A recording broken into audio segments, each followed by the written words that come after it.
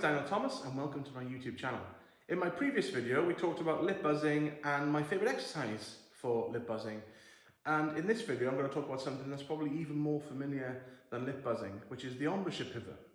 Now what is an embouchure pivot? Well, put simply, an embouchure pivot is the movement of the mouthpiece and the lips together over the teeth as you traverse different registers.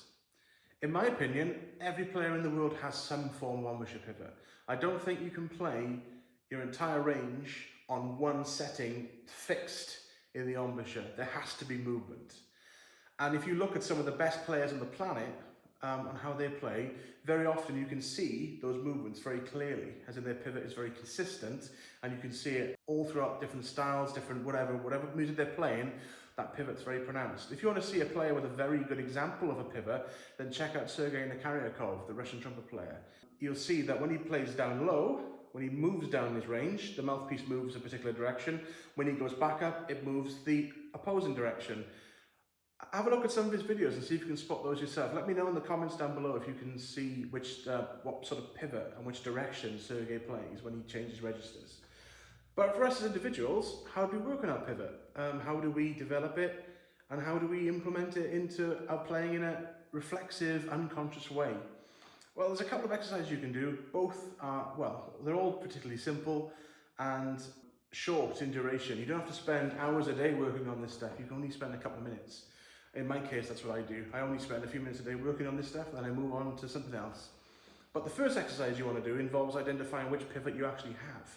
We're all different, okay? So the way the mouthpiece moves over our teeth is, as you can imagine, we're all individual with our teeth, with our lips, and all these sorts of things.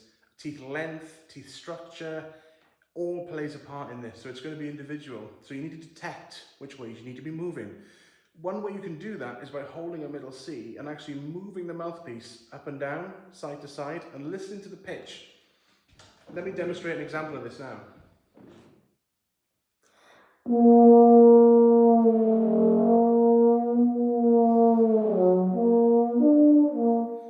you can see there, when I move the mouthpiece towards my chin, the pitch drops so far that actually it drops onto the harmonic below.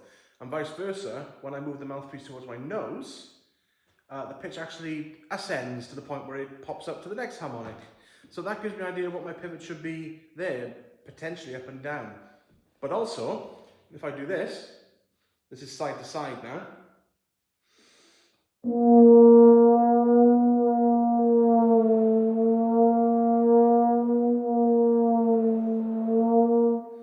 When I move this way, the pitch goes flat. When I move that way, the pitch goes sharp. So my pivot, as a result, should be probably more diagonal than vertical or side to side.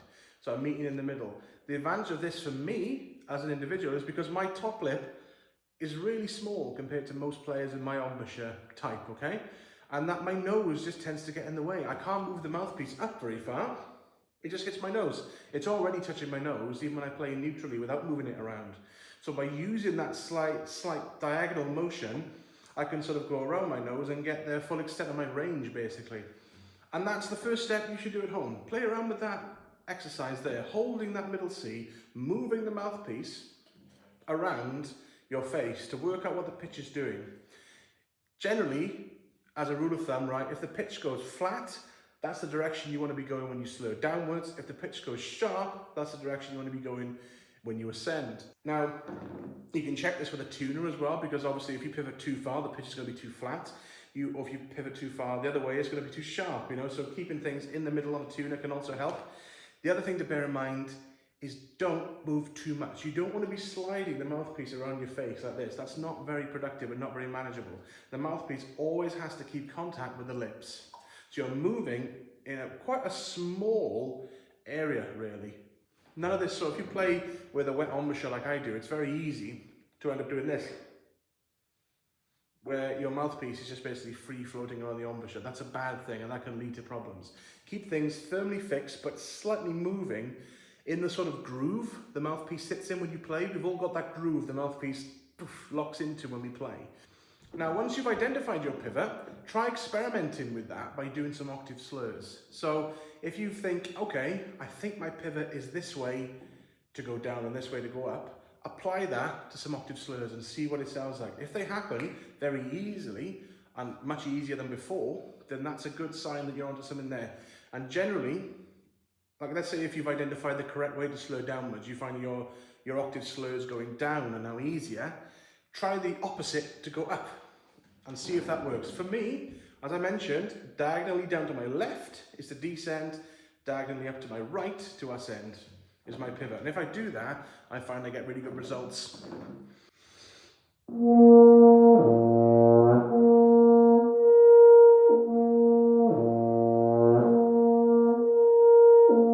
If I keep the mouthpiece in the same spot, this is what it sounds like.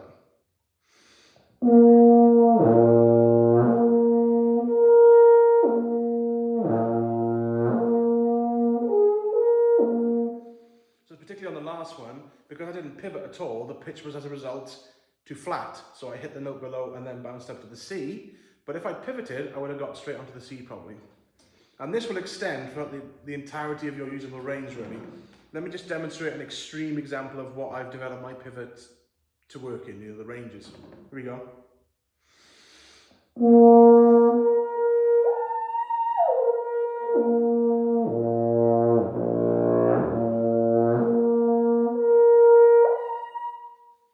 So I'm not using any crazy effort or any squeezing or any pressing of any kind when I do that. My mouthpiece pressure is consistent all the way throughout my range, and I'm using the pivot to get me around. And once you get the knack for this, it makes playing just way, way easier. We've covered the first exercise, which is holding the middle C and identifying where the pivot is. The next exercise I've already really just shown you, which is just playing octave slurs, consciously moving the instrument in whichever pivot you find works for you. Once you've done that for 5 minutes a day, it doesn't need to be more than that.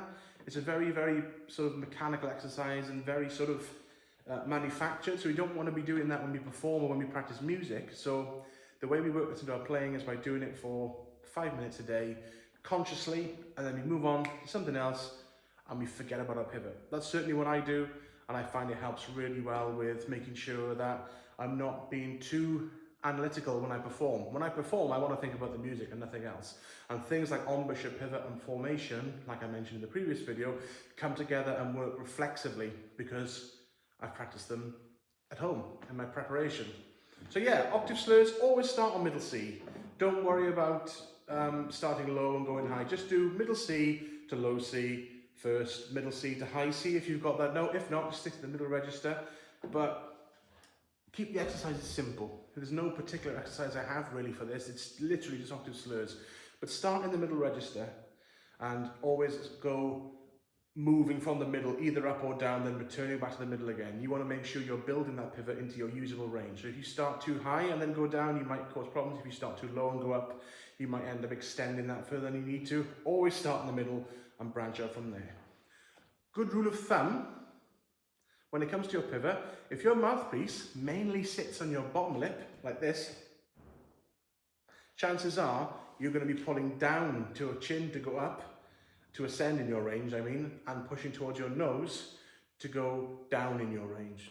If you play with the mouthpiece mainly on the top lip, like I do, it's going to be some form of upward or diagonal motion, towards your nose to go up in range and down towards your chin to go down in range. If you play bang on half and half in the middle, something like that, it could be either way. You've got to figure it out by using that middle C exercise, moving the mouthpiece around to work out which direction your mouthpiece and lip should be moving when you change registers.